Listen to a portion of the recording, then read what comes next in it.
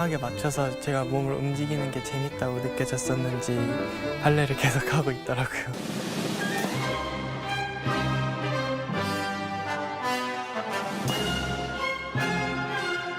나이가 좀 어릴 때 제가 가진 장점이 무엇인지도 모르고 아예 제가 가진 단점도 모를 때 발레를 시작했다 보니까 제일 큰 문제가 이제 평발이었던 것 같아요. 평발이다 보니까 발레를 할 때 쥐가 조금 많이 나는 편이라 그거를 견뎌가면서 춤을 계속 춰야 했던 거 그게 가장 극복하기 힘들었던 것 같고요. 제가 다리가 다른 친구들보다 조금 두껍다고 해서 제 다리를 조금 싫어했었는데 근데 이제 로잔에 갔다 오고 나서 오히려 제 다리에서 나오는 파워풀한 힘이 좋았다고 해주시는 분들도 있다는 걸 느껴가지고 그 두 개가 가장 극복하기도 힘들었고 기억에 남는 것 같아요. 프릭스티 로잔이라는 콩쿨 자체가 학생들 사이에서는 가장 크고 의미 있는 콩쿨이다 보니 제가 그 로잔 영상을 보면서 자라왔기 때문에 그 무대에 서서 제가 춤을 췄다는 것 자체가 엄청 인상 깊었던 것 같아요. 제가 걸어왔던 길, 이게 맞는 방법일까? 근데 그런 의구심을 다 없앨 수 있게 제가 가는 길이 맞았다라는 거를 확인시켜줬던 것 같아요. 그래서 그런 감정이 들어서 조금 감격스러웠던 것 같아요. 한 배역에만 잘 할 수 있는 명수가 아니라 어떠한 배역을 받아도 다 넣어서 소화해낼 수 있는 그런 스펙트럼이 넓은 명수가 되고 싶습니다.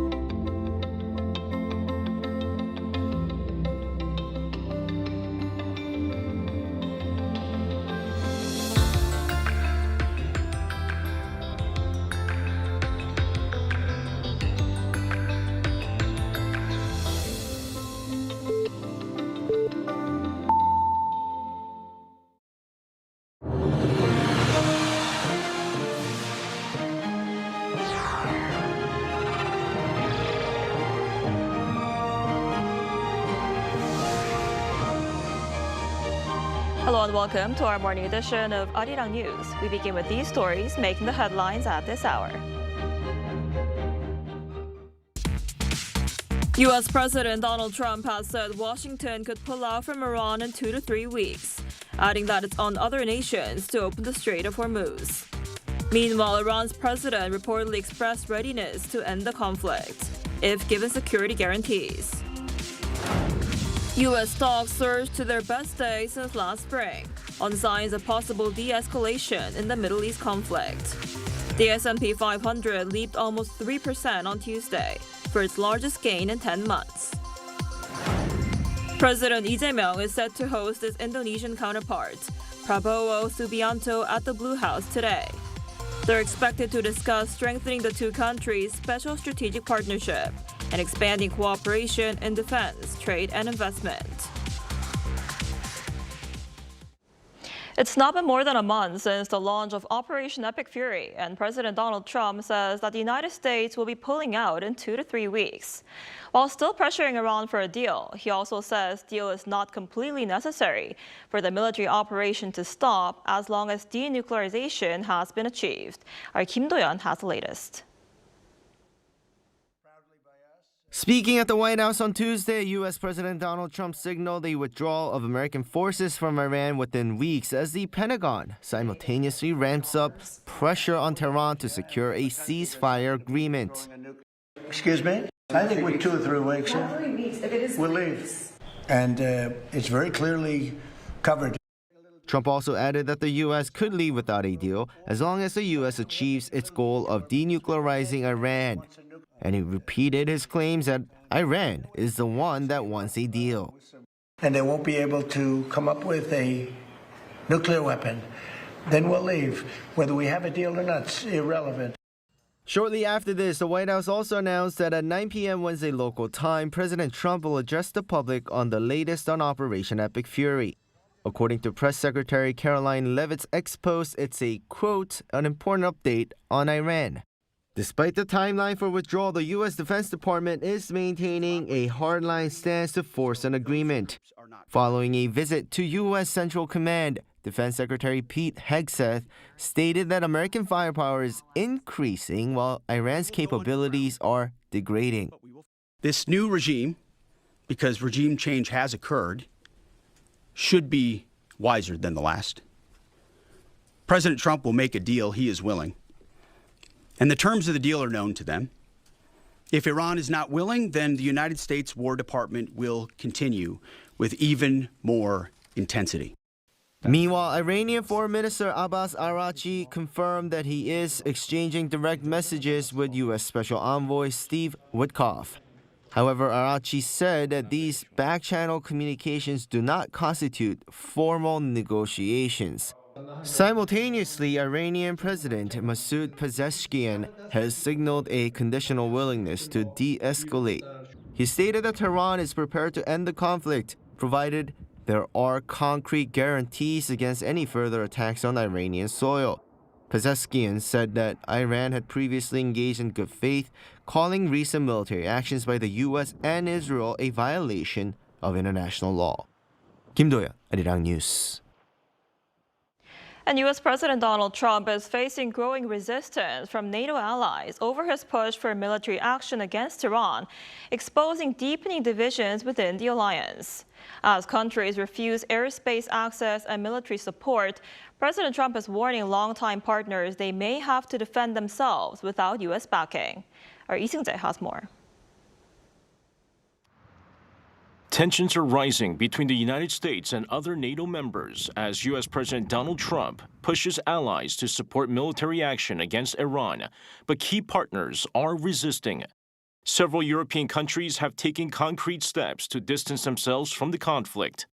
Spain has closed its airspace to U.S. military aircraft, while Italy denied permission for American planes bound for the Middle East to land at a base in Sicily. Poland has also rejected U.S. suggestions to relocate its Patriot air defense systems, emphasizing that its current deployments are critical to national security. President Trump responded sharply on social media on Tuesday, criticizing allies for what he described as a lack of support. He singled out France for refusing to allow U.S. military supply flights to pass through its airspace, writing that the U.S. would remember the decision. Trump also warned both France and the United Kingdom that Washington may reconsider its security commitments if allies continue to stay out of the conflict. In a series of posts, he also accused allies of failing to contribute while benefiting from U.S. support. The president went further, urging countries affected by disruptions in the Strait of Hormuz to take matters into their own hands. He called on nations like the UK to secure their own energy routes, suggesting they go to the strait and take it. The Strait of Hormuz remains a critical global oil choke point, and ongoing fighting has significantly disrupted supply flows. Trump claimed Iran has already been largely weakened, saying the hard part is done, and urged allies to act independently moving forward. Lee Seung-jae, Arirang News. U.S. stocks surged on Tuesday to hit its best day since last spring, on signs of possible de-escalation in the Iran conflict after the Iranian president signaled openness to negotiations that could help end the war. Markets were already higher after President Donald Trump reportedly told administration officials that the conflict may end soon, without the need to reopen the Strait of Hormuz. The rally accelerated through the session, with the S&P 500 rising 2.9% for its largest gain since May. The Dow Jones Industrial Average gained 2.5%, or more than 1,000 points. The Nasdaq led the advance, jumping 3.8% as major tech stocks rallied. President Lee Jae-myung has called on his cabinet to adopt a more proactive approach to protect the local economy from the conflict in the Middle East. During a cabinet meeting on Tuesday, he also floated the possibility of invoking an emergency economic decree. Our Blue House correspondent Song Yoo-jin reports. As the conflict in the Middle East continues, President Lee Jae-myung has called for bolder measures to address potential energy supply disruptions in South Korea. 대외 의존도가 높고 중동 지역으로부터의 에너지 수급 비중이 큰 우리 입장에서는 더더욱 철저한 점검 그리고 치밀한 비상 대책이 요구됩니다. Presiding over a cabinet meeting on Tuesday, Lee even raised the possibility of using an emergency presidential decree if legal or regulatory barriers slow the government's response. 수입 규제 또 심사 절차가 법에 정해져 있어서 도저히 어쩔 수가 없다 이런 상황이 발생하면 그런 것들도 다 모아 가지고 오세요. 우리 헌법에 그런 거 있잖아요. 그 긴급 재정 경제 명령이라고. This emergency order allows the president to take immediate action with the force of law in the event of a serious economic crisis. Any such measure must later receive approval from the National Assembly. It was last invoked in 1993 when the government introduced a real name financial transaction system. Lee's remarks come as the government looks for alternative supply routes following the closure of the Strait of Hormuz, through which around 2/3 of South Korea's crude oil imports pass. The president also pushed back against claims that the situation in the Middle East could trigger a rise in the price of everyday essentials, particularly garbage bags. The bags are made from polyethylene, which is produced using naphtha refined from crude oil. 생산 원가는 보통 몇 원에 불과한데 그걸 몇십 원, 100원씩, 200원씩 이렇게 받잖아요. 그 이유는 행정 처리 비용을 조달하기 위한 일종의 세금 비슷한 것이어서 조례로 정하고 있잖아요. 이거 마음대로 부족하다고 올려받지도 못하고. He instructed officials to respond firmly to the spread of such misinformation, calling it a, quote, serious crime causing unnecessary confusion at a time of crisis. As part of efforts to cushion the economy from the fallout of the Iran war, the cabinet on Tuesday approved the government's supplementary budget proposal worth 26.2 trillion Korean won, or roughly $17.1 billion. The proposal now heads to the National Assembly for review and passage. Song Yoo-jin, Arirang News. South Korea's exports reached an all-time high in March, hitting $86.1 billion. The Ministry of Trade, Industry and Energy said this morning that exports surged 48.3% on year to set the 10th straight monthly record in exports. This comes despite March being overshadowed by concerns over the conflict in the Middle East, which impacted the overall economy with rising crude oil prices. The export surge was heavily driven by the semiconductor sector. Chip exports reached a record monthly high of $32.8 billion.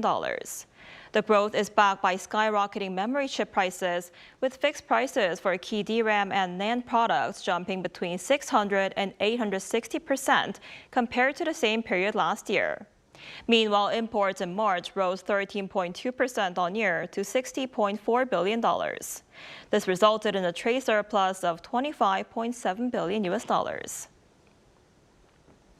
And now for more on how energy disruptions due to the conflict in the Middle East are taking a toll on Korean businesses.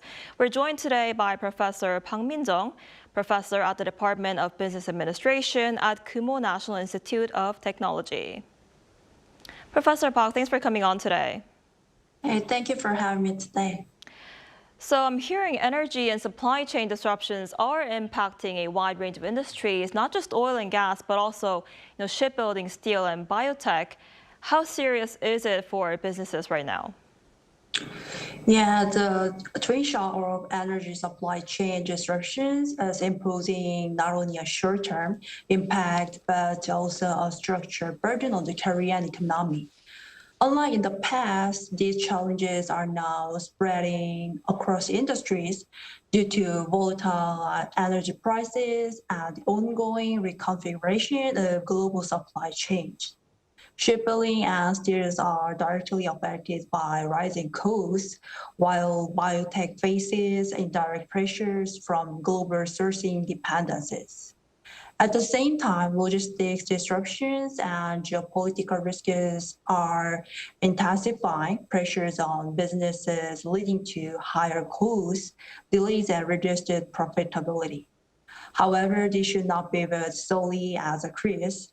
As supply chain becomes more regionalized, Korean firms are being pushed to diversify supply sources, improve energy efficiency, and strengthen risk management. So the overall it means that finally, while the short-term impact is now significant, this shock may also drive structural transformation and enhance long-term competitiveness. I see, and the Korean won against the dollar dropped to its lowest level since the 2009 financial crisis.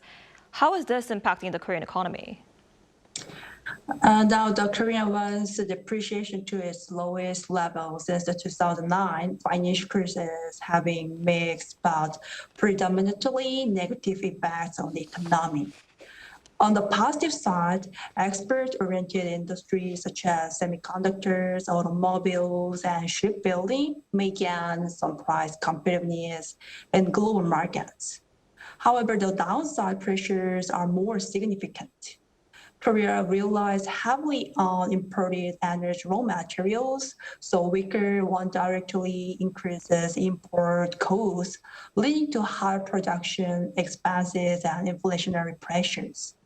This reduces real purchasing power for households and compress profit margins for farms.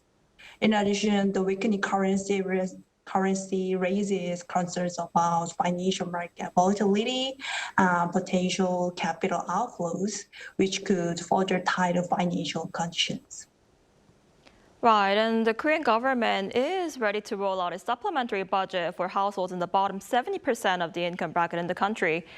Do you think this will help cushion the economic shock from the Middle East conflict? Now, the supplementary budget targeting the bottom 70% of households can provide short-term relief, but its effectiveness in cushioning the broader economic shock from the Middle East conflict will likely be limited. On the positive side, direct cash support can help stabilize household consumption, especially among lower and middle income groups who are more vulnerable to rising energy prices and inflation. This can prevent a sharp contraction in domestic demand and provide a temporary buffer for the economy. However, the current shock is largely driven by external factors, such as energy prices, volatility, and global supply disruptions, which physical transfers alone cannot fully offset. And in addition, the one-off nature of the support means its impact may fade relatively quickly without addressing underlying structural vulnerabilities.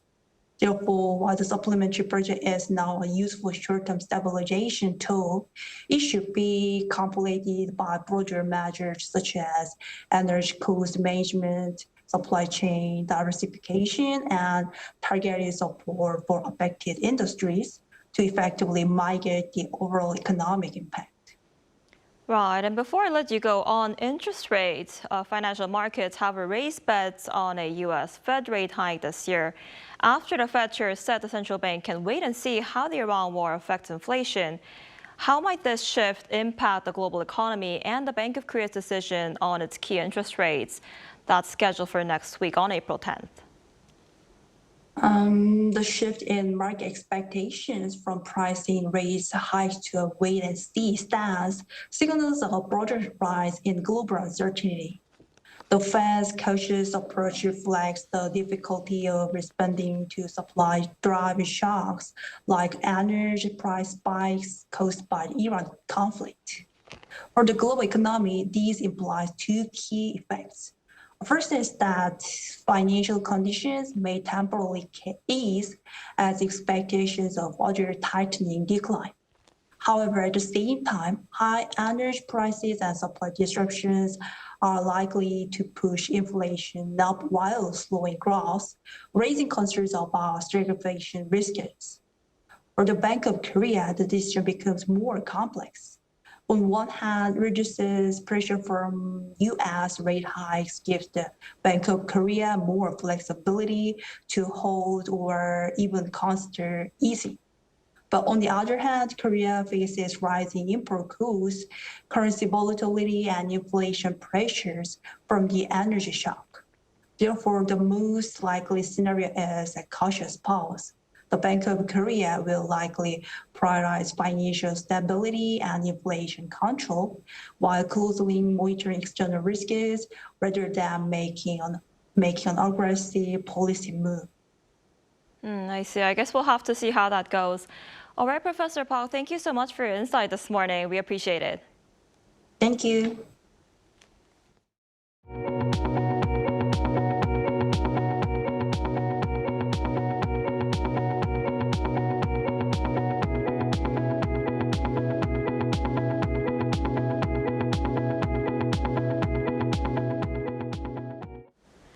President Lee Jae-myung is set to host his Indonesian counterpart, Prabowo Subianto, at the Blue House for talks on cooperation in a wide range of areas.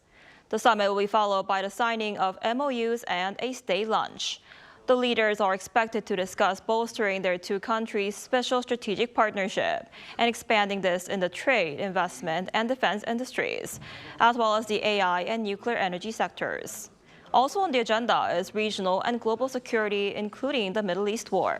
The Indonesian president is on a 3-day state visit to South Korea.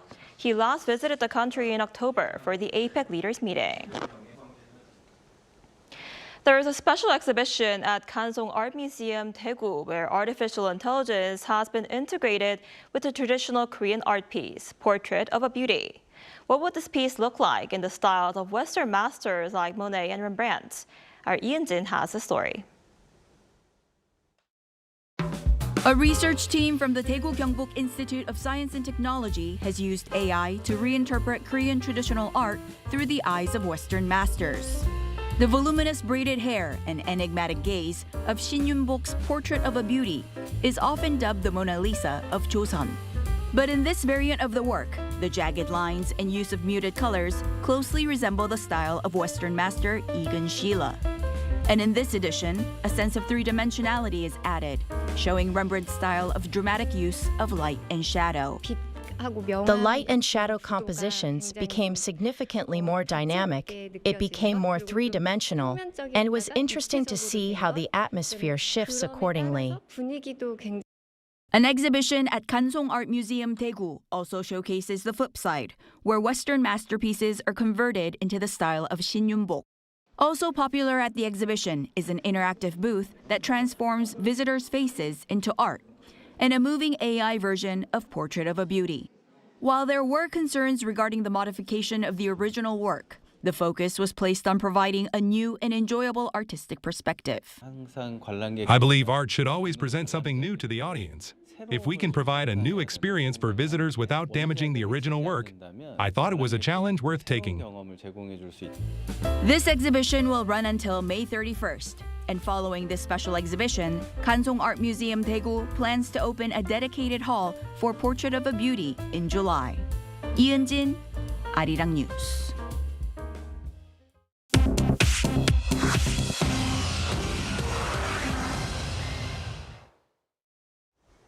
Good morning, I'm Chu Ji-hyun, and this is The World Now.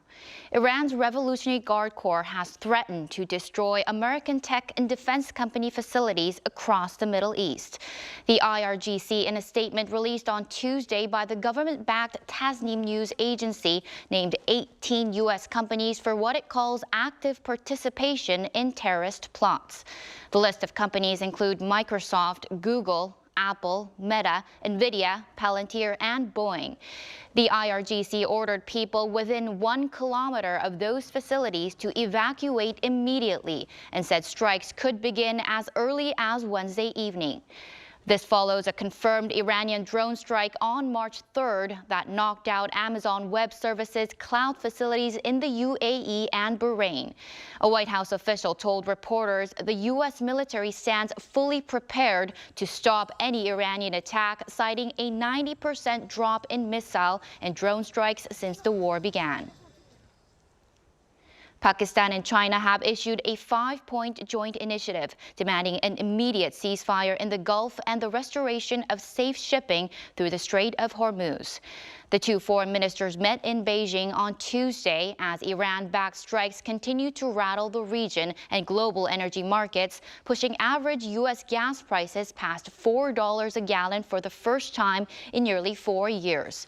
Meeting in Beijing, the two foreign ministers put forward a 5-point initiative calling on every party to commit to diplomacy as the only path forward, protect civilians and civilian infrastructure, and respect the sovereignty of Iran and Gulf nations, including Iran's peaceful nuclear facilities. Pakistan, which shares a 900-kilometer border with Iran, is emerging as a key mediator in the conflict, leveraging ties with both Washington and Tehran. China's Foreign Minister Wang Yi welcomed Pakistan's role, saying Beijing stands ready to help end fighting and create an opening for peace talks. In the U.S., a federal judge on Tuesday blocked President Trump's $400 million White House ballroom project, ruling that no U.S. law gives a sitting president the authority to demolish and replace a historical building without an explicit act of Congress.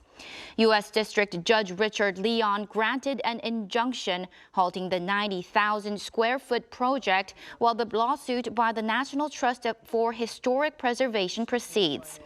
Trump took to social media to call the preservation group, quote, left-wing lunatics.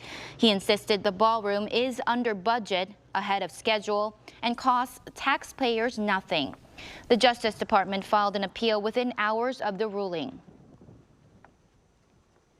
NASA is counting down to a Wednesday evening launch, which will send humans around the moon for the first time in 53 years.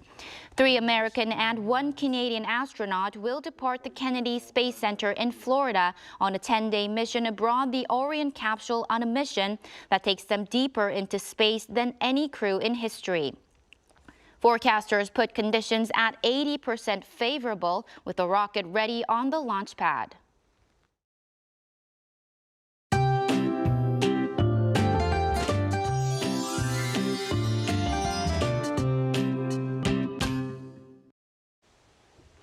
On this first day of April, spring is in full swing with mild temperatures and passing rain across the country.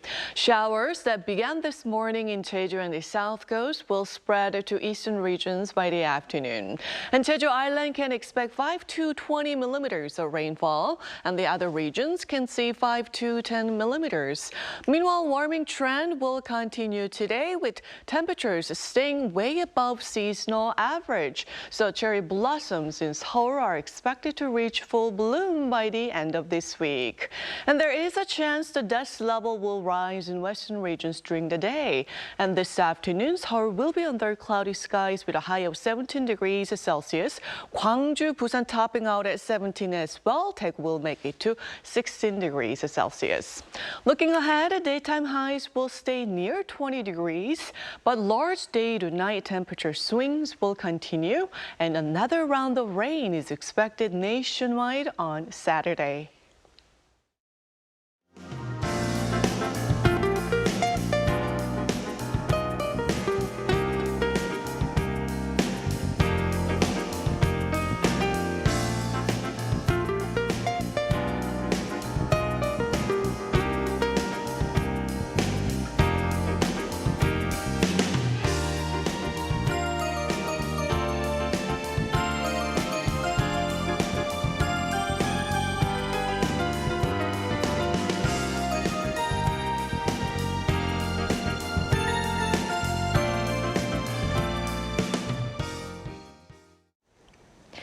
And now we continue our coverage with a special edition of Arirang News. The president of Indonesia is currently in South Korea for a 3-day visit. And in just a few moments, we will bring you live coverage of the official welcoming ceremony ahead of the summit between Presidents Lee Jae-myung and Indonesian President Prabowo Subianto. And while we wait for that to begin, we're joined today by Dr. Bambang Rianto, professor at the Department of Malay-Indonesian Studies at Hankuk University of Foreign Studies. Professor Rianto, thanks for coming on today. Thank you for having me. So how significant is the Indonesian president's visit to South Korea? So I think Indonesian president visit to South Korea is very good strategic for our country to strengthen our partnership between Indonesia and Korea, especially in the defense program partnership. Yeah. Right. And you just talked about partnership, and a lot of attention is on what the two leaders will discuss regarding the KF-21 development program. To give our viewers some background, why did South Korea and Indonesia decide to cooperate on that issue in the first place? Yeah, honestly, this is not my field, but as I know, the program is talking about Indonesia and Korea want to join to build some fighter jet, and they are together will be increase about the defense partnership in the future. So when Indonesia also will be a huge market from Korea in the domestic. From the military product from Korea. So that's the background of the KF-21 programs. Right, and how might this issue, this KF-21 partnership, be addressed in today's meeting? Yeah, I think President Prabowo Subianto visit to Korea is to make sure the cooperation runs well. So it is reported that Indonesia will buy around 60 fighter jets in this program, and in the return, Indonesia will receive technology transfer from the Korea. So my president is a commitment strengthened about this program to visit this meeting today. And why is defense cooperation with Indonesia so important for South Korea? Because especially we're at a time of great geopolitical uncertainty with the conflict going on in the Middle East and war going on in Ukraine. Indonesia has been a strategic partner for South Korea many years ago. So we are old friends, and Indonesia have a good location, strategic location in the Southeast Asia, and if the Korea and Indonesia have some partnership in the defense program, it will be good for both countries, especially in the defense military system. Right, and it will also help, enhance defense cooperation with other Southeast Asian countries too, right? Yeah, this is Middle East Asia country. Of course, in this today, we know with the America and Iran's war, it's good if we can increase our defense. So, if Indonesia and Korea have a make good deal, so it will bring stability in the Southeast Asia. Right. And Seoul is reportedly aiming to sign a deal to export 16 units of KF-21 fighter jets to Indonesia while the Indonesian president is visiting Seoul. How might this influence defense cooperation with other Southeast Asian countries? Yeah, as I say, I think it's good news, it's positive news, because in today's global security situation, countries need to strengthen their defense. Cooperation between Indonesia and Korea can also support regional stability in Southeast Asia. When two countries work closely like this, it can create trust and encourage other countries in South Asia to cooperate more. And I understand the two countries established diplomatic relations in 1973. How have diplomatic ties between South Korea and Indonesia evolved so far? Right now, you mean? Right, since 1973. Yeah, since 1997, the relationship between Indonesia and South Korea, I think, is growing very strongly over the time. So now, it's not only about diplomacy. I think Indonesia want to make some very engagement relationship for Korea. So it's like in the simple way, I want to talk, the relationship between Indonesia and Korea is like brotherhood, not just only a friend. Right, and especially because it's so important for middle power countries to cooperate together in a time like this, right? Yes, that's very important.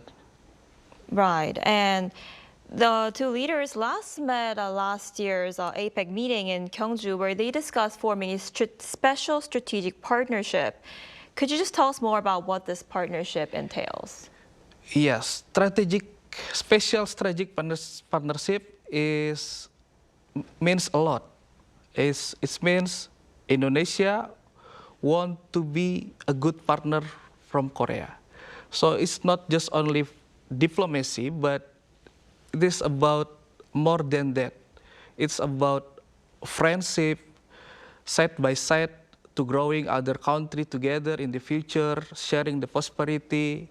So it's mean Korea has been a very, very special country to make a partnership with Indonesia. Right, and the summit today will definitely be able to help strengthen that relationship, right? Yeah, to strengthen our relationship. Yeah. I see. How might today's meeting sort of shape future relations between South Korea and Indonesia? Yeah, this meeting between Indonesia president and the Korea president show a strong long-term commitment to defense partnership, as we know. So Indonesia is developing country and also needs strong partner like South Korea to continue to grow. And as for economic ties, major Korean companies like Hyundai have already expanded into Indonesia, and more firms are looking to enter the Indonesian market. Why is Indonesia such an attractive market for South Korean businesses? Yeah, because as I say, Indonesia is a very large country. We have nearly 300 million people, and that's make Indonesia a huge market. And then by 2045, Indonesia will have a strong young population. We call it generasi emas or golden generation, which supports economic growth. I think this is also one reason why many young Korean or many countries want to work with Indonesia, especially in the economic sector. And I think it's also one reason too, that's why many young Koreans are interested to study about Indonesia in my university, in Hankuk University of Foreign Studies. I see. So a lot of students are interested in learning Indonesian language, right? Yes. So many students want to learning about not only the language, but the culture. So they want to understand Indonesia market, Indonesia economic, Indonesia landscape, Indonesia social culture, something like that. I see. So how is Indonesian culture so different from the Korean culture? It's not too different because we are Asia, we are a Southeast Asia, but in the some way we have the different things is about maybe food, traditional, and literature, something like that. Right, Indonesia is especially popular for its food, right? Yeah. Right. Yeah. Right, and how are, going back to the economic ties, how are these two countries planning to cooperate on critical minerals? Yeah, I think it's interesting because Indonesia have a resource, very big resource in nickel, and I read the news. Company from Korea is also get the partnership to Indonesia to make nickel to be a battery electrical vehicle. So maybe the company is LG. Yeah, LG will make some partnership with Indonesia to make our nickel to be a battery to vehicle electricity. Right, and that's especially important at a time like this, especially when we have disruptions in energy and supply chains, right?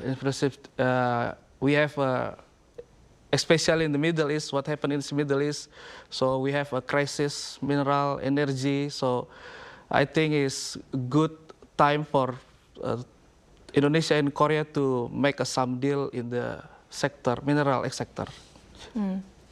And what might be some other key areas that the two countries are seeking to expand in terms of economic cooperation? I think trade, long-term investment, and electric vehicle will continue to play an important role in our relationship between Korea and Indonesia.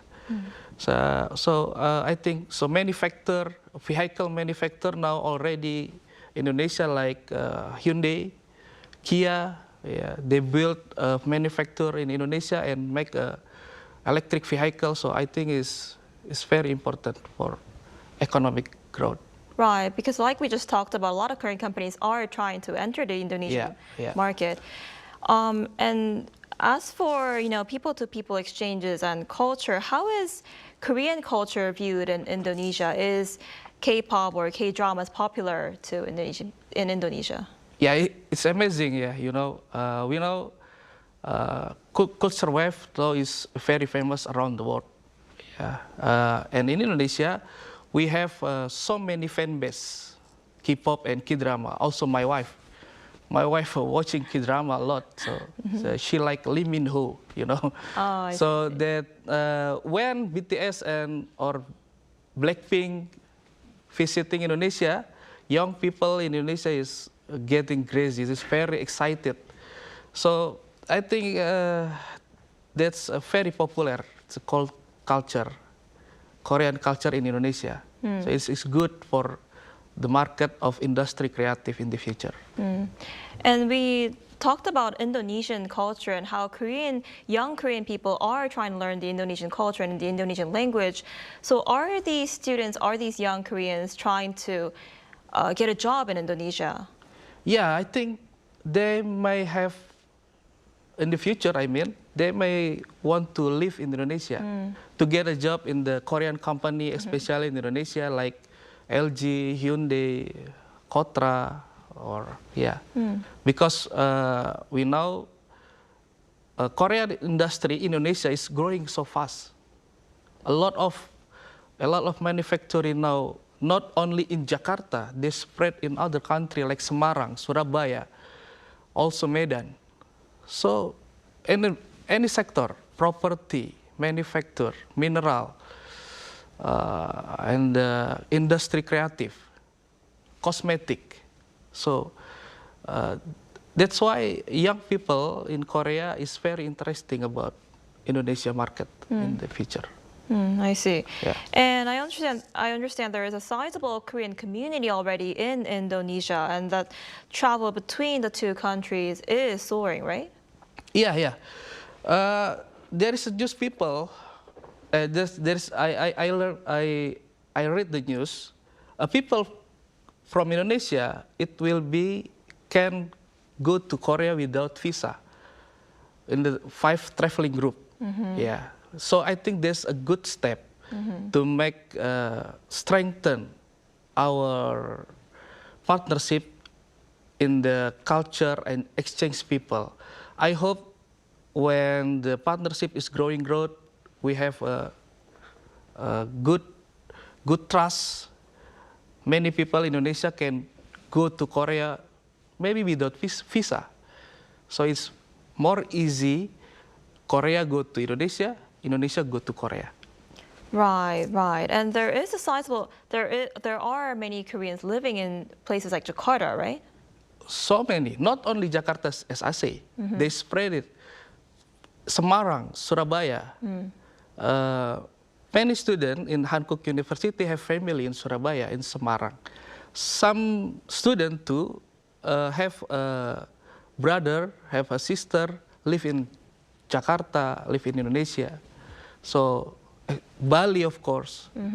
And they have some business, run business, restaurant, travel agent, something like that. So many people Korea not only live in Jakarta, but also in our city. Yeah. I see. That's very impressive. And we're still waiting for this welcoming ceremony to begin. And back to defense cooperation between these two countries. The KF-21 fighter jet partnership will be the highlight of today's meeting, right? Yeah, KF-21's program is very important for Indonesian defense. As I say, Indonesia want to have a good military system, and they have a good partner with the Korean, and Korea will send 16 military jet, and as the return, Indonesia will have the knowledge about the military system. Right, right, and that will help advance defense cooperation with other Southeast Asian countries too, right? Yeah, Asian country will be engaged if Indonesia and Korea can make a deal. Maybe Southeast country will be joined together. Right, and just to give our viewers some background, could you just explain again why South Korea and Indonesia have decided to cooperate on developing this KF-21 fighter jet together? You mean is why South Korea want to be? Why these two countries have decided to cooperate on this KF-21 fighter jet program? Because South Korea has the technology and South Korea doesn't have. It would be best for both countries to cooperate together to make a better fighter jet, right? Yeah, it's good because we, as I say, Indonesia very huge market, but we don't have a good technology to make some jet military, good one jet. But Korea can make a good military jet, but they don't have any market, not large market. So I think it's mutual benefit between Indonesia and Korea to make this defense program in the future. Right. So South Korea has the technology, and Indonesia has the defense market. Correctly. So by cooperating together, it would be in their best interest to cooperate this KF-21 fighter jet together, right? Yes, correctly. So. I see, and we've been talking about how Korean companies have already expanded into Indonesia and how more companies are trying to enter this market. So could you just explain why the Indonesian market is such an attractive place for South Korean businesses? Yeah, Indonesia have more population, and also we have a very, very large country, and the city now is growing fast, not only to Jakarta. So our economy, we still have economic problem, but I think we have many population to grow the economic. Young people, generasi emas, golden generation, it will be happen in the 2045 years. 2045, yeah, and that's why Indonesia is very good market for not only Korea but in the Southeast Asia. Right, and another issue that these two presidents are probably going to address today is cooperation on critical minerals, right?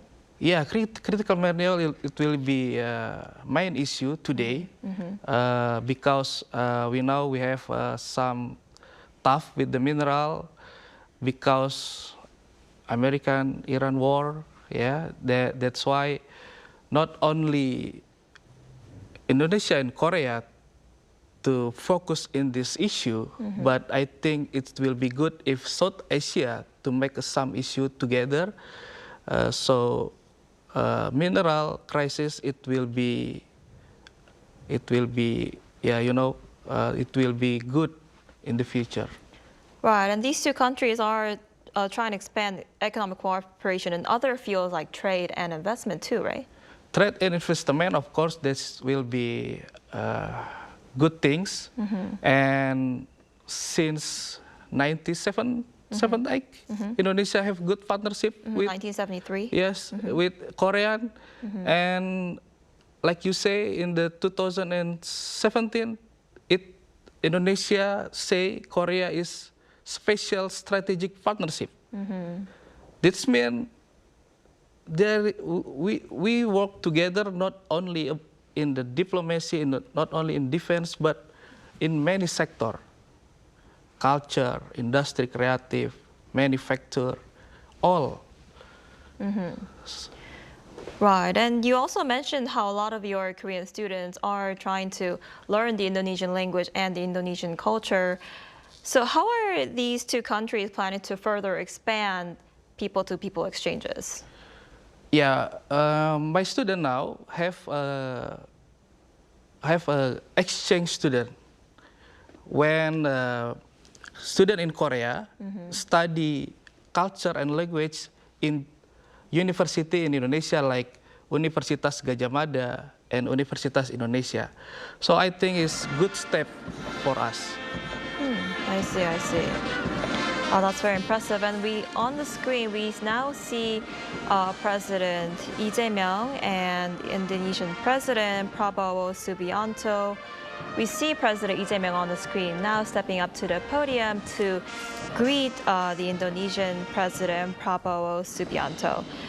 So, Professor Wianto, how significant is this visit, is the Indonesian President's visit to South Korea? Yeah, of course, it's very important. Yeah, it's very, very important to Prabowo visit. This is the second one, our president going to Korea before 4 months. Right, at the APEC summit. Yeah, APEC summit. Yeah, this is the second one. Right. And especially, this is only for not defense program partnership, but they will increase in the many sector. Right, there's a lot on the agenda, including, defense and economic ties, like you just mentioned, as well as culture and people-to-people exchanges. So, to just give you a brief overview, these two leaders last met during the APEC leaders meeting in October in Gyeongju.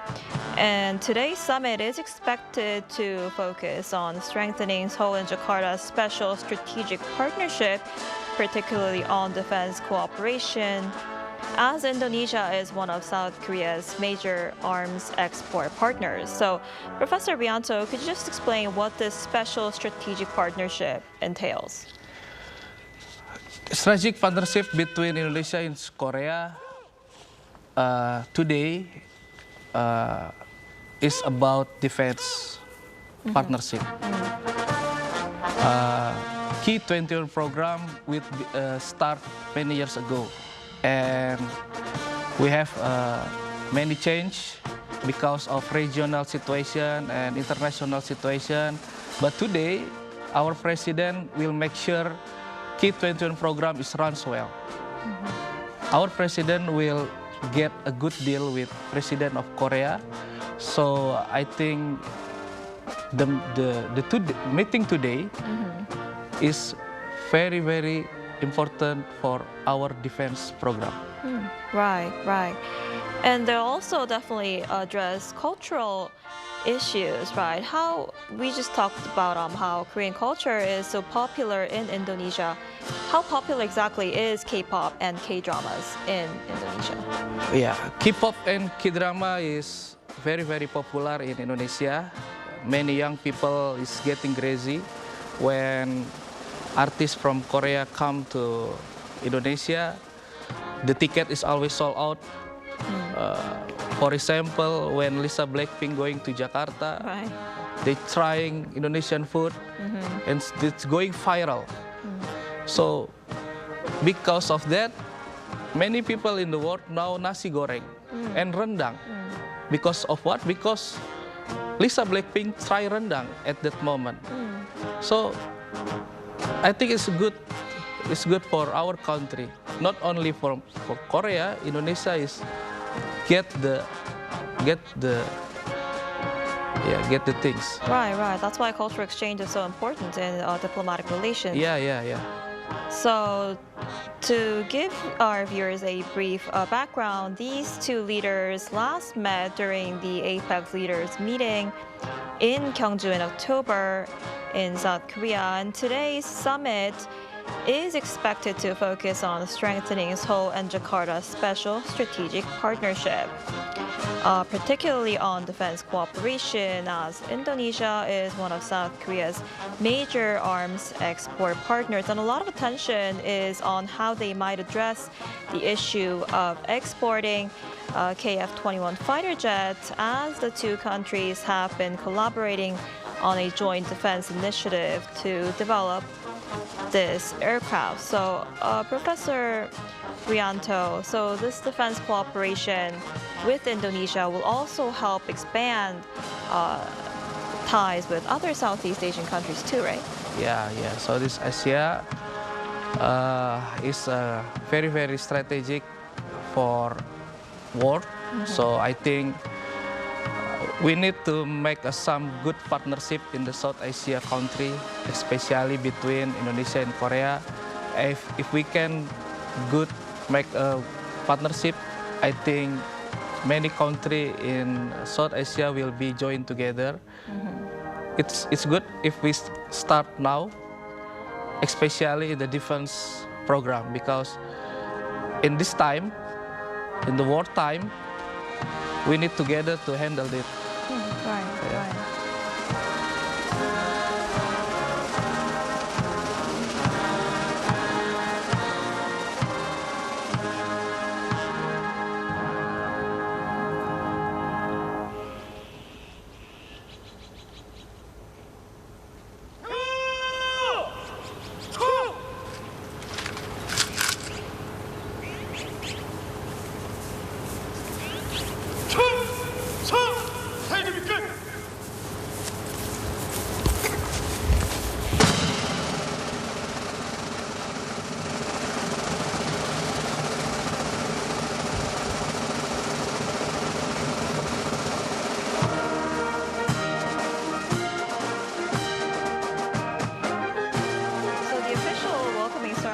Underway, and we see on the screen President Lee Jae-myung and President Subianto walking side by side.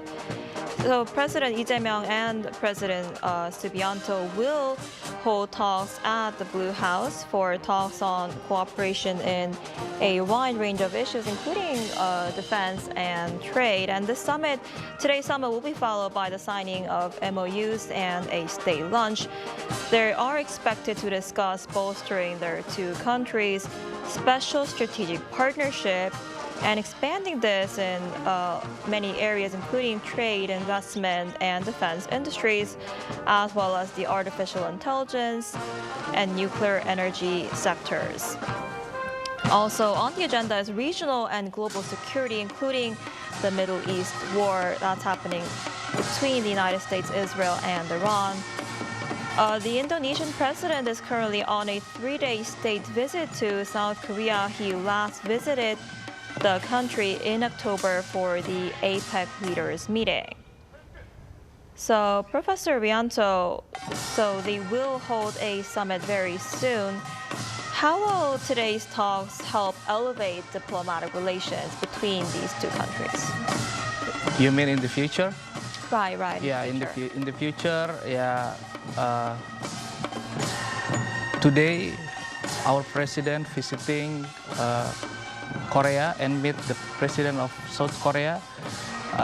Of course, we hope president of South Korea will be going to Indonesia to meet our president and talking with investment, talking with people-to-people exchange.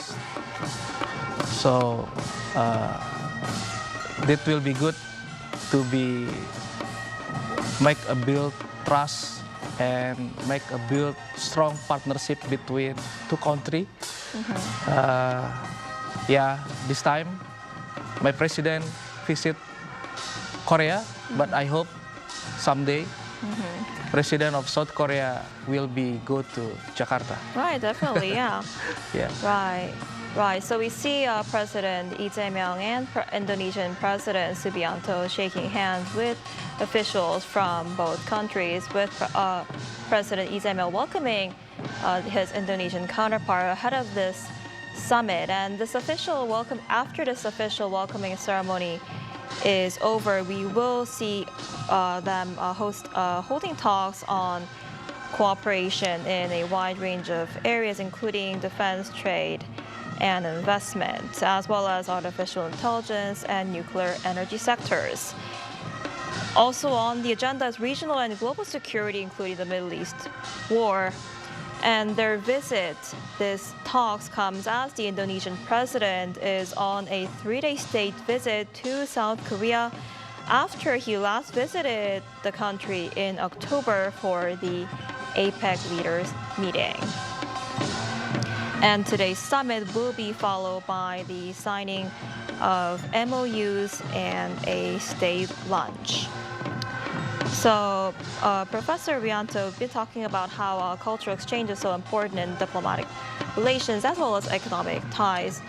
How are these two countries planning to expand cultural and people-to-people exchanges?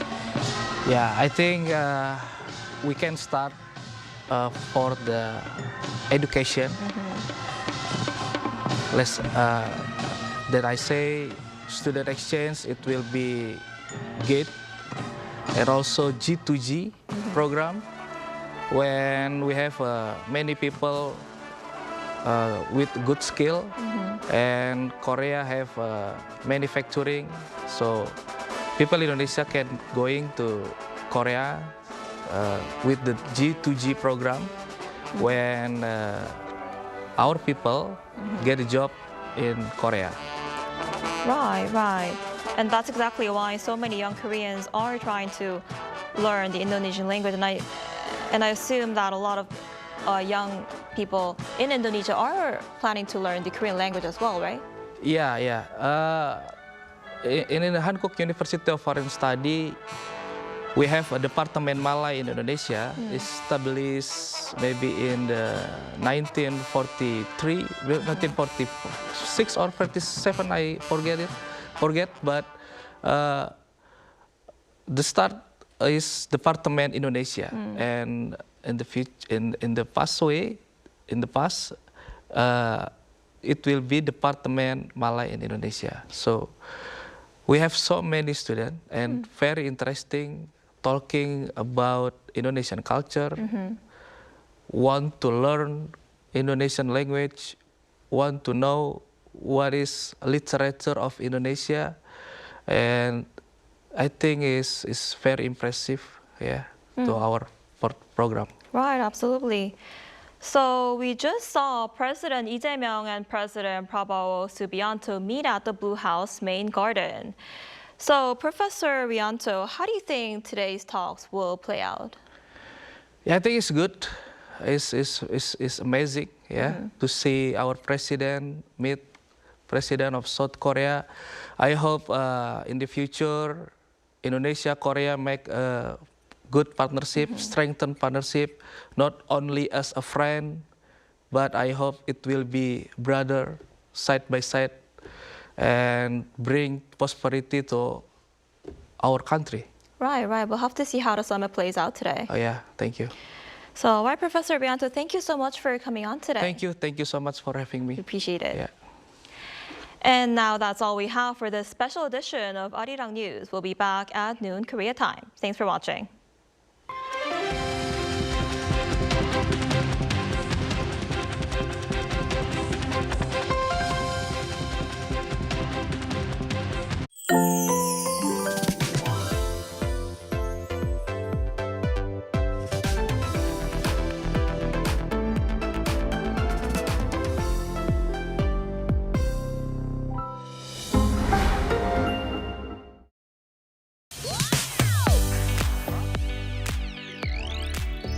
On behalf of the government and the people of the Democratic Republic of Timor-Leste, I would like to warmly congratulate Arirang TV on its 30th anniversary. For 3 decades, Arirang TV has played an important role in connecting Korea with the world, sharing Korean culture, values, and stories with the global audience, while also giving space to diverse international voices. Through its programs, Arirang has helped build understanding, dialogue, and friendship across borders. For Timor-Leste, Arirang TV has been a valuable platform that brings greater visibility to international cooperation and culture exchange. It contributes to mutual understanding between our people and strengthening the spirit of global partnership. As Timor-Leste and the Republic of Korea continue to deepen our friendship, I hope Arirang TV will remain a bridge that connects cultures, promotes peace, and inspire future generations. Once again, congratulations on the 30 years of meaningful broadcasting. I wish Arirang TV continued success and many more years of positive global impact.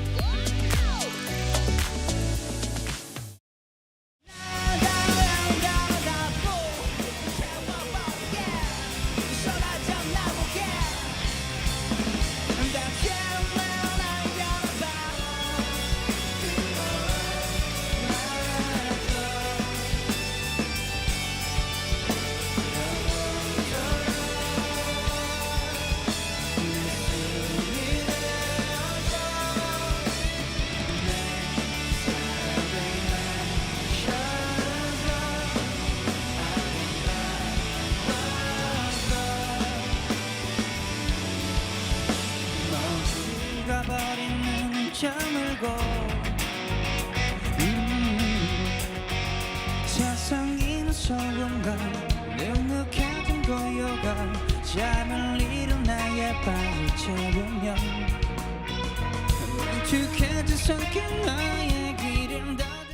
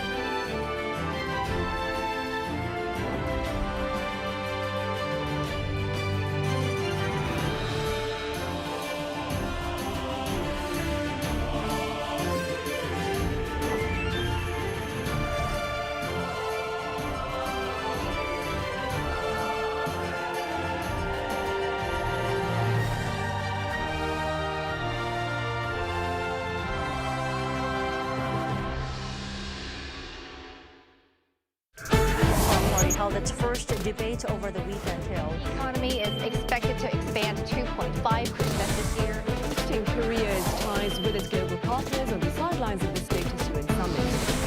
A massive drone attack on Ukraine overnight on Monday and Tuesday.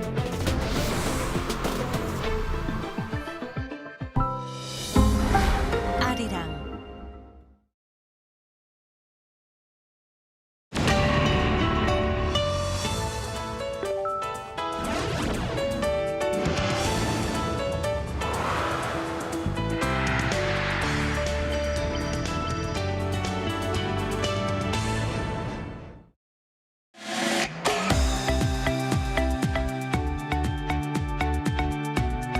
We're here to bring a new type of news show.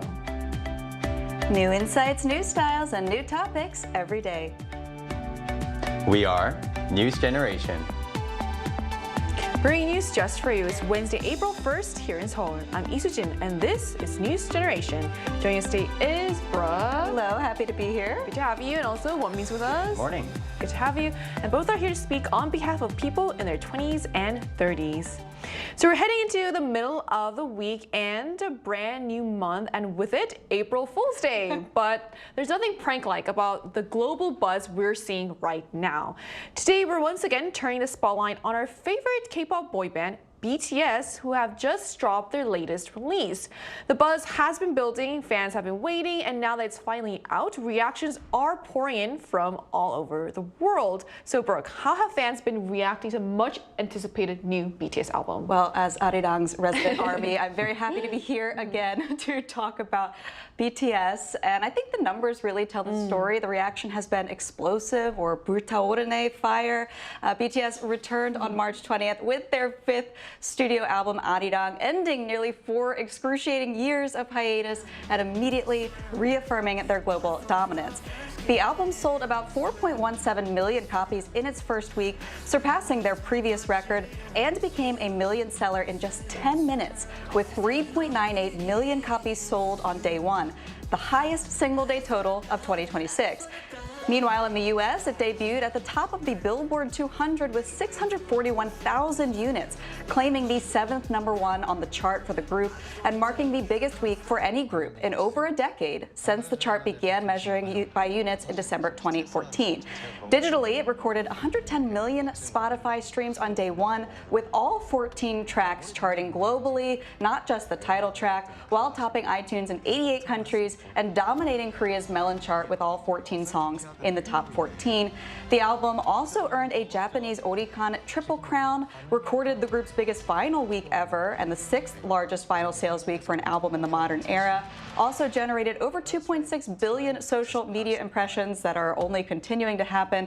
And I think all of these records really highlight Arirang's massive commercial success, but also its cultural impact. I mean, I think the results speak for themselves, right? I mean, what's so funny is I heard one woman gasp when you first mentioned the first stat, and then there were just so many other impressive stats that just kept coming. So, like, what do you think to add? Well, I think Brooke just gave a really good overview of the official records and the impacts and everything. So I want to give a bit more of the public's perspective. So basically, when we go outside, everyone is kind of talking about the new BTS album in Korea right now. When I walk around in Yeoksam or Gangnam area, the office area, I can often hear the office workers asking each other, oh, did you hear the new album? Did you listen to it? How was it? And me personally, I also do English classes. And last week, with every single student, I had these conversations about our opinions about the new album and the new concert. So it's very popular. And to be clear, not all of them are an ARMY or a serious BTS fans. And this really shows how not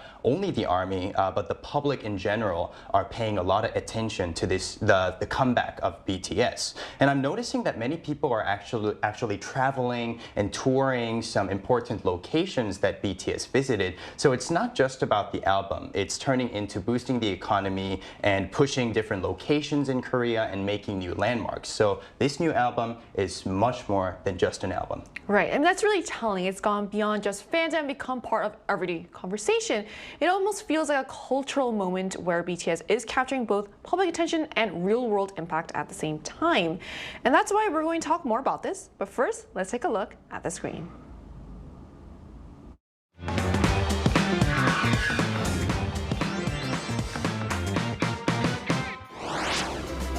Since BTS made their long-awaited return, they've more than made up for the time apart, delivering a wave of new music, fresh content, and unforgettable moments for fans around the world.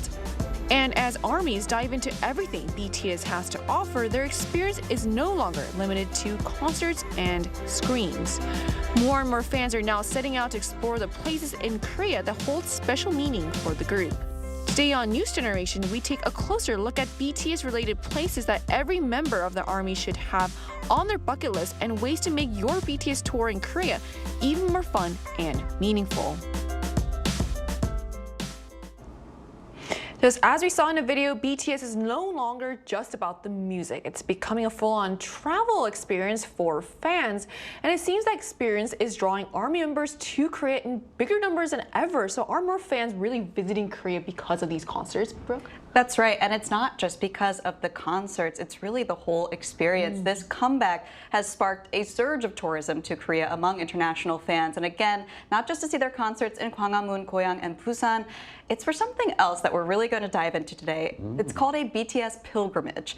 Now, these routes feature BTS sacred sites, and they're being shared across social networking services, and posts tagged with hashtag BTS pilgrimage are continuously being uploaded by international fans, leading to an increase in foreign tourists visiting not only Seoul, but also regional areas to see places where BTS has performed, music video filming locations, restaurants frequented by the members, and all of these are allowing fans to directly experience Korean culture.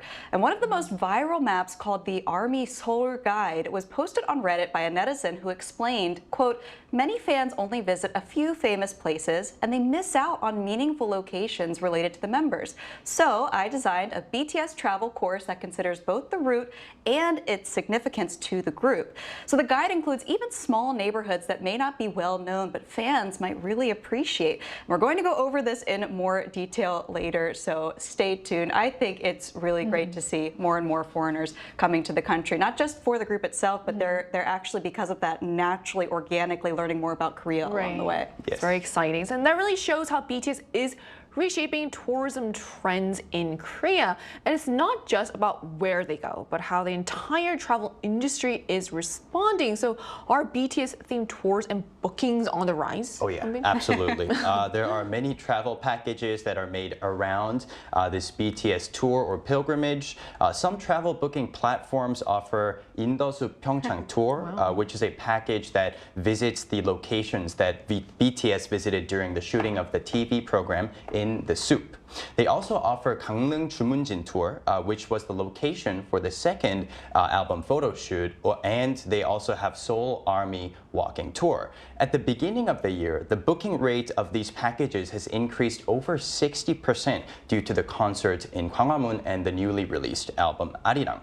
Also, the booking rate of accommodations in Gangneung, which was one of the most must-visit place for armies, increased 53% during the Goyang concert period and a whopping 330% during the Busan concert period. So it's not just Koreans booking these accommodations and these packages, it's international army fans as well, like Brooke said. So as I'm speaking, it's still difficult to wrap my head around the popularity and the fame of BTS right now. So I guess it does make sense if someone's coming all the way here to watch a concert. They're like, I guess might as well go on a tour related to BTS. Take a look around, explore. Yeah. So those numbers really highlight the scale of BTS's impact beyond music. So naturally, the next question is, where exactly are fans going? So which places are Army members visiting on their BTS pilgrimage from? Okay, let me paint a picture for you.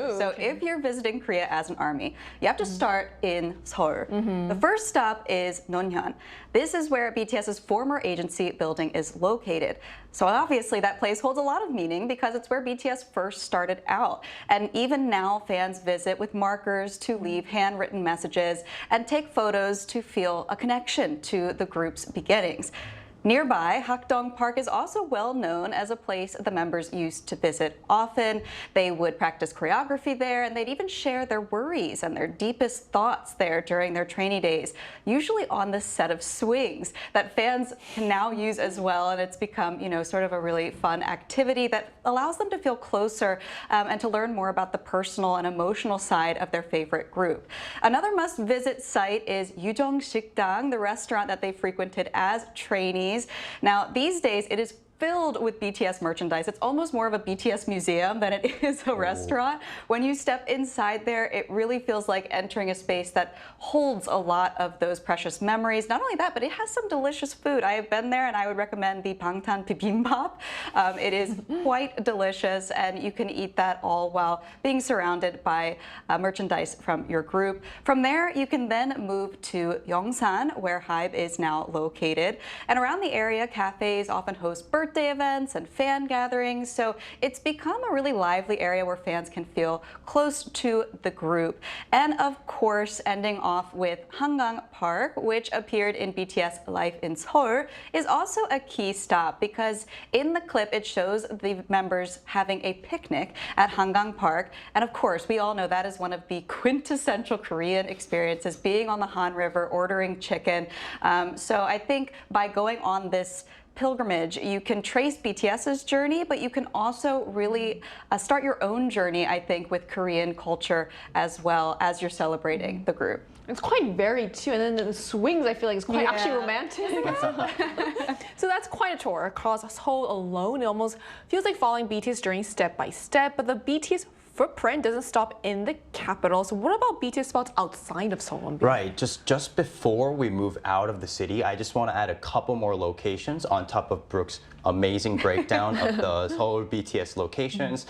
There's places like 국립중앙박물관 or the National Museum of Korea, which became famous after RM visited. And there's also Gwanghwamun and Gyeongbokgung, which is obviously the location of the most recent concert, and absolutely must visit location. Now, outside of Seoul, there are many different locations that we can visit as well. For example, if you head over to Gangneung Jumunjin, there's the iconic bus stop right by the beach where they shot an album cover for their second studio album. It's not actually a functioning bus stop, but countless armies go there and visit there and take photos. So it's actually a good thing that it's not actually functioning. So people can use it freely without getting interpretation with getting mixed up with public transportation. And of course, you can't leave out Busan. Not only is the hometown of the BTS member Jimin and Jungkook, but 다대포 해수욕장, which Jimin visited in one of his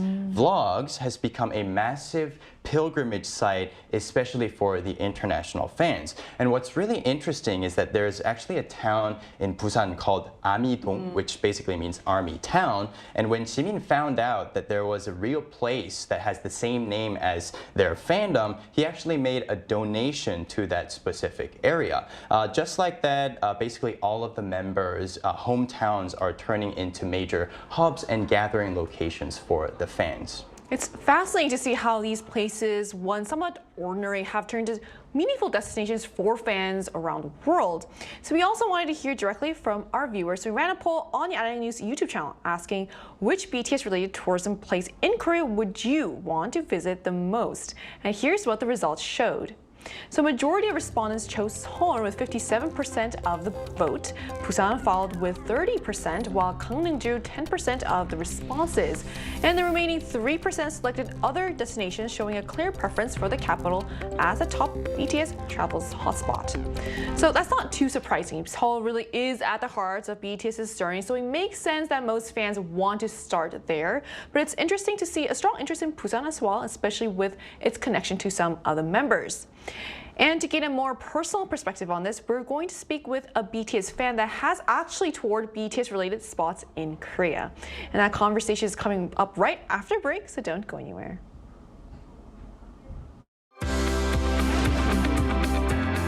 NewsGen wants to hear from you. Go to YouTube and search out channel Arirang News. Click Posts and cast your vote in the poll. Make a new type of news with us. Joining us today is Chase, a devoted BTS fan from Canada who has traveled across South Korea to visit the iconic locations that have shaped the group's journey. So hello, thank you so much for connecting with us today. Hi, thank you for having me. Thank you for joining us today. So Chase, which BTS landmarks have you visited and how was your experience? Oh, I've been to quite a bit, so most of the ones that you have named so far. So I've been to the You Never Walk Alone cover bus stop in Jumunjin Beach, the old Big Hit building. I went to the Yujang Sikdang, the New Hive building. I visited the BTS Bear on K-Star Road on Gangnam. I went to Busan to see the mural of Jimin and Jungkook. Olympic Stadium where they have their hands on display, Jimin's dad's cafe in Busan, and then also their old dorm room, which has been turned into a cafe. So there's quite a bit that I've been to. Wow, you are pretty well traveled, it sounds like, when it comes to the BTS pilgrimage site. So I'm wondering, are there any of those sacred spots that you still have left that you want to visit? Yeah, there's I think what I would want to go visit now is like I know some of their other family members have opened new businesses that I'd love to go visit, like certain cafes or restaurants. So that's armies are very supportive of not just BTS but their family, and it's another place for army to gather, respectfully, obviously.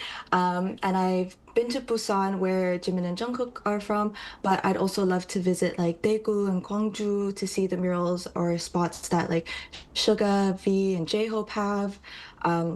I'd also really like to visit more of the museums and art galleries in Korea because, as previously said, RM is known for collecting art and frequenting these museums and galleries.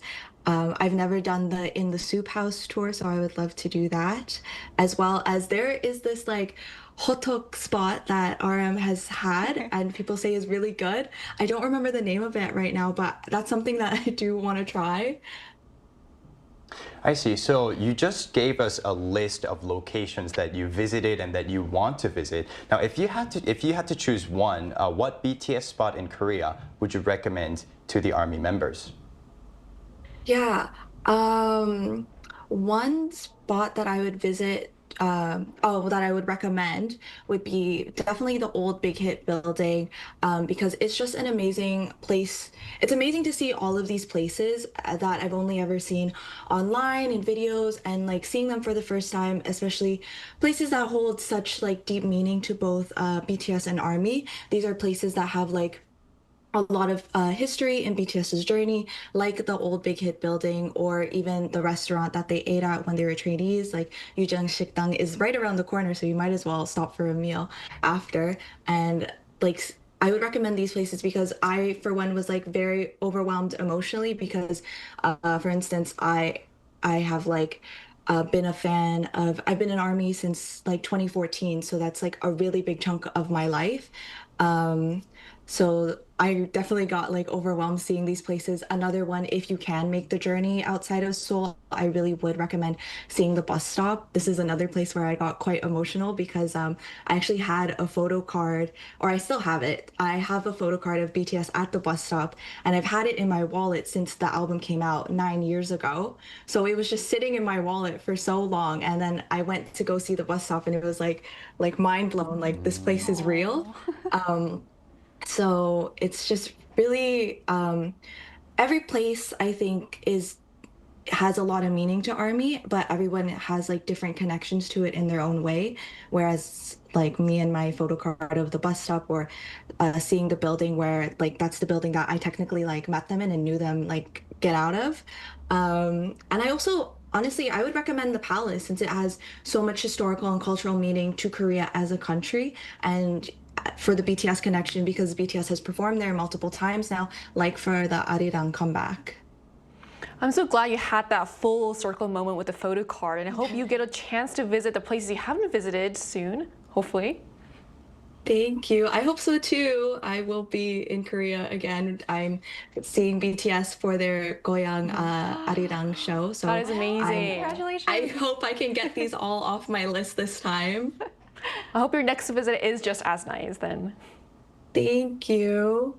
Thank you for coming on today. Thank you. Thank you. Bye-bye. So we just heard from a BTS fan who's visited some of the group's most iconic spots, sharing where they've been, what's still on their bucket list, and the places she'd recommend to fellow armies.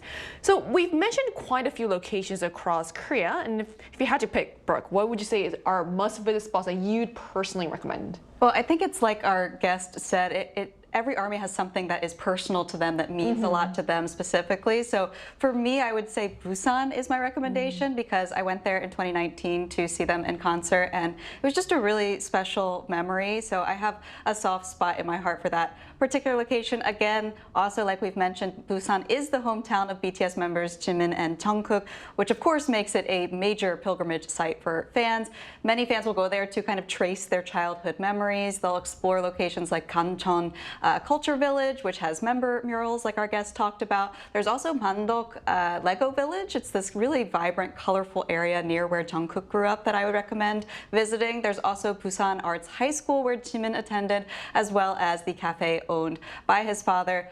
Plus, I would say just beyond these sacred sites along the pilgrimage path, Busan itself is a wonderful travel destination, especially with the summer coming up. The weather is getting nicer, so it would be a great time to go and see the beaches, eat some delicious seafood, and also enjoy your BTS tour. So that would be my top. What about you, Wonbin? I briefly want to mention a little bit about the Hangang-Gongwon or the Han River Park for our International Army fans. There are actually multiple Hangang parks in Seoul. There's more than 10 actually. And besides the one that BTS exactly visited, each and every Hangang park has its own charm and its own unique icons. For example, one's underneath a bridge and you can see the subway, and one has a big plaza. So when you do visit Korea, make sure to try these different Han River parks and enjoy the amazing view of the city and the river. So these are all really great picks, and it shows how diverse your experience is. But of course, with any trip, obviously how you plan it can make the difference. So how can someone make their trip really meaningful, Brooke? That's true. Well, so many of these destinations are spread across very different regions. So I would recommend to plan your trip with Korea's very distinct seasons in mind. If you're not a fan of the heat, maybe the summer might not be the best time for you, but the spring right now with the cherry blossoms is gorgeous. Beyond that, I think what makes a BTS tour special is, like we talked about with our guest, it's really the emotional connection. So I would maybe go back and do some research, maybe rewatch some videos that meant a lot to you before you come, so that you can kind of relive those feelings associated with these places. A lot of people say that following BTS's footsteps really makes them feel closer to the group. It's not just about taking photos, it's about reliving and feeling all of those emotions that you had when you first got into the group. So if you combine that sightseeing with your emotional connection, I think it turns a simple trip into something a lot more memorable. I like how you mentioned the seasons. I think that makes a huge difference. Wonbin, what about you? Any other tips? Well, for the fans who already visited the popular and the famous landmarks that we just mentioned in our show, I highly recommend taking an advanced course or a deep dive into the pilgrimage by visiting the hometowns of Arirang, which is the title of this album. Since Arirang has different variations, the most famous ones come from places like Cheongseon, Miryang, and Jindu. They're all incredibly beautiful places, so make sure to visit them when you visit Korea next time. Right, so from Seoul's streets to coastal towns like Busan and Gangneung, BTS has turned everyday places into meaningful destinations. And these locations are no longer just stops on a map. They've become part of a shared journey for fans around the world. And as more armies make the journey, those places continue to come alive with BTS's story.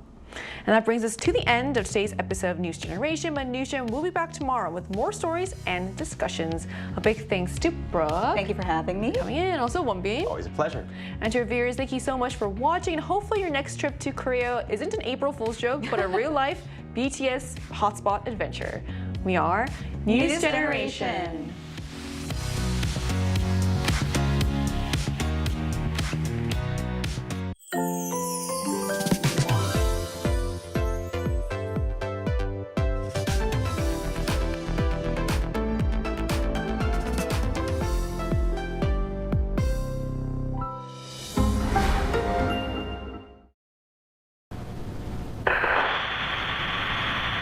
Good evening and welcome to the 10 o'clock edition of Arirang News. Thanks for joining us on this special day, a day in which Arirang TV first goes on the air.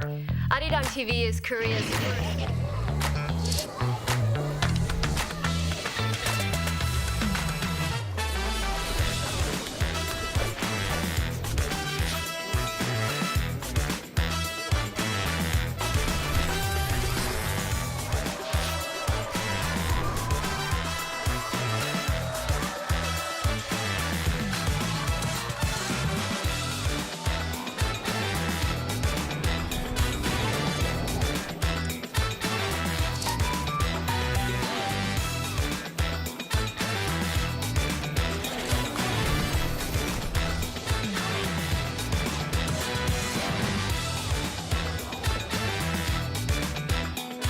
From all of us here at Arirang, thank you for watching.